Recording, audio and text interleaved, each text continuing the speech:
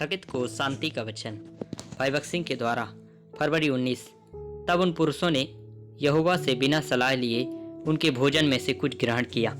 यहोशू 9 अध्याय 14 पद। यहोशू और लोगों ने सोचा कि विनम्र और डरपोक गिबोनियों के साथ एक वाचा बनाने में कोई बुराई नहीं है।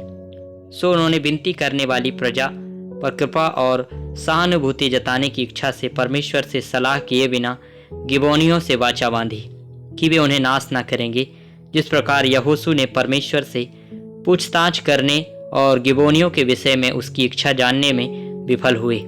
इसी प्रकार बहुत बार हम भी परमेश्वर से मार्गदर्शन प्राप्त करने में असफल हो जाते हैं। यह परमेश्वर की संतानों का सौभाग्य है कि उनका नेतृत्व प्रभु करें। उसने वायदा किया है, मैं अपनी दृष्टि के द्वारा तेरी अगुवाई करूंगा। भजन संहिता 32 उसका 8 पद। यह हम सभी के लिए गंभीर चेतावनी है। कोई भी निर्णय लेने से पहले, कुछ भी करने से पहले, चाहे वह पारिवारिक मामला हो या शादी या नौकरी, हम मार्गदर्शन के लिए प्रभु के पास आने का ध्यान रखें।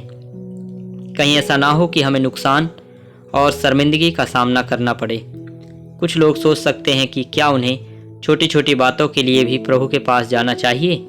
याद रखिए, यह संदेहास्पद विचार ठीक वैसा ही है जैसा यहोशू ने गिबोनियों के विषय में सोचा था। परमेश्वर के लोगों के रूप में आइए हम चेतावनी लें कि हम अपने संबंधों और समुदाय, अपने दोस्तों या पड़ोसियों या किसी और के द्वारा शासित ना हों। केवल परमेश्वर के वचन और पवित्र आत्मा और परमेश्वर की वाणी द्वारा शासित हों। अब परमेश्वर की इच्छा को खोजने में एक दिन या एक सप्ताह या 5 वर्ष या 10 वर्ष या इससे भी अधिक समय लग सकता है। जो भी हो, धैर्यपूर्वक प्रतीक्षा करें जब तक कि वह आपसे बात करने के लिए प्रसन्न ना हो। भोर, दोपहर और रात, दिन पर दिन बार बार प्रार्थना करना, नहीं तो आपका और आपके बच्चों की हानि होगी। यह नुकसान कई तरह से हो सकता है। सबसे पहले आप आध्यात्मिक रूप से अंधे हो जाओगे। आप परमेश्वर के वचन को समझने में सक्षम नहीं होंगे और प्रार्थना का आनंद नहीं ले पाओगे। आध्यात्मिक बातों में सुस्ती के कारण आप परमेश्वर की आवाज़ सुनने में सक्षम नहीं होंगे। शत्रु आपके जीवन में अधिक से अधिक आधार बनाता चला जाएगा। प्रभु आपको स्वर्ग में की मीरास देना चाहता है और तुझे संसार की सब जातियों से ऊंचा बनाना चाहता है। वह आपको वह सब देना चाहता है जो उसके पास है, उसका राज्य और उसका अधिकार।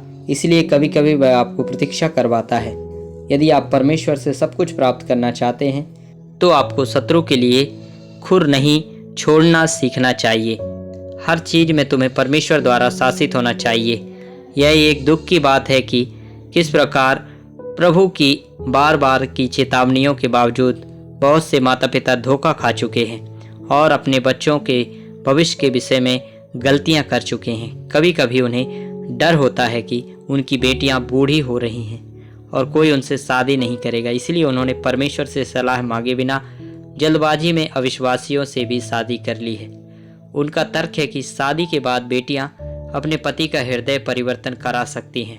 बड़े दुख के साथ हमें आपको चेतावनी देनी पड़ रही है कि यदि आप ऐसा करते हैं तो आप और आपका परिवार और वही बेटी कई वर्षों तक पीड़ित रहेंगे और आपके लिए बहुत दुख लाएंगे।